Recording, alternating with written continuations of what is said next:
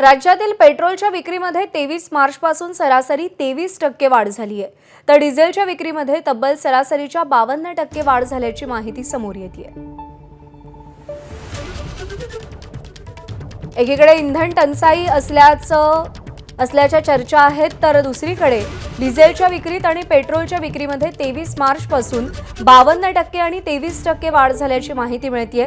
याच पार्श्वभूमीवर मुख्यमंत्री देवेंद्र फडणवीसांनी मंत्रिमंडळाच्या बैठकीतून निर्देश दिलेले आहेत. पेट्रोल डिझेलचा अतिरिक्त साठा कोण करतंय याची चौकशी करा, त्यावर लक्ष ठेवा, असे आदेश देवेंद्र फडणवीसांनी दिले.